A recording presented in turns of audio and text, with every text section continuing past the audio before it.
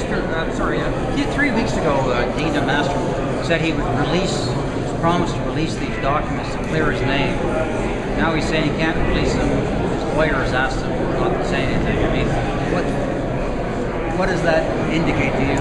Well, what's disturbing here is the story has been changing every day. First, Mr. Del Mastro said he filed all the documents, and that's been the government line ever since. And then he said he would release the documents to clarify. Now we're looking at documents that were the result of production orders, where there's really disturbing questions of possible fraud and forgery. I think Mr. Del Mastro needs to send a message, either that he's stepping down while he clears his name, or he's got to come through with these documents. But as it stands now, this government seems to be trying to just dam the torpedoes and write out yet another set of ethical disturbances. A job to do, which is to ask why the ethics secretary, the Prime Minister, is holding this position.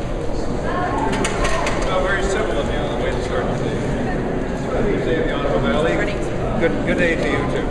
I just wonder whether this fight between the government and the EBO, whether you think it's a deliberate effort for the government to try and lie. Well, the answer is yes.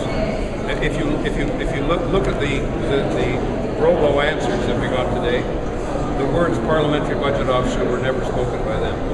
What they're trying to do is turn the parliamentary budget officer into, at best, a non-person, and pretend as if he was never appointed and the job didn't exist. Every time you mention the word parliamentary budget officer, all you get is derisory laughter from the government members. And when the government ministers answer, you always tell from an answer, because they never once mention the word. They'll talk about Auditor General. Of course, Parliament, various means, including public accounts.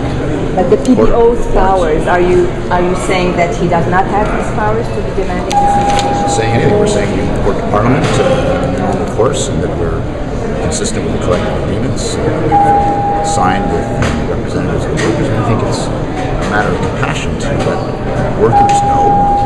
Yeah, but what about the legality of it? Because he puts out this legal advice saying that what you're doing is illegal, that you're going against the Parliament Clearly, Act. we disagree that it's illegal. We don't do anything that was illegal. We think that the evidence of our normal course of action is very clear. Previous budget implementation bills and other budgets have been reported in a very similar fashion. So then what are the PBO's powers?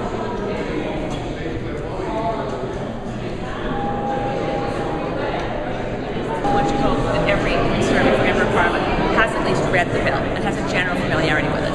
And it may be a little cheeky on my part, but just having sat through all the debates in the House and having attended the committee and the subcommittee on finance, I don't think that very many members of Parliament have actually read the bill. So I thought a little quiz with a nice friendly goal that if they get a passing grade, we'll arrange to have a treat added to their riding. I'll participate, thank them. It'll be it's not designed to make it really difficult to pass.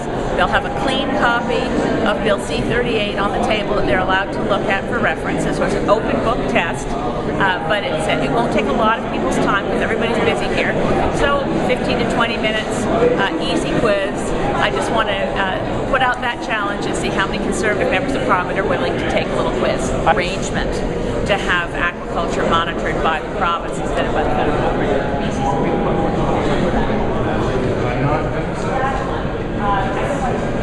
Move the team to Ottawa for a year.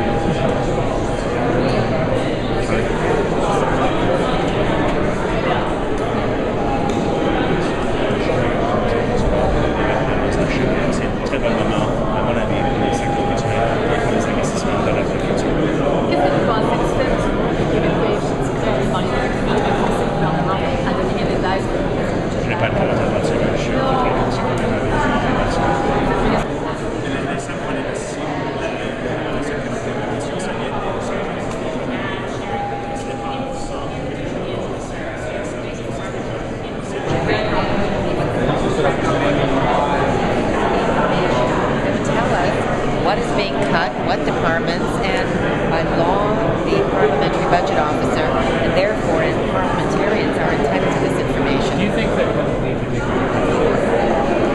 I can't speculate on what the parliamentary budget officer would do, but it does seem to me that the Conservatives put this law in place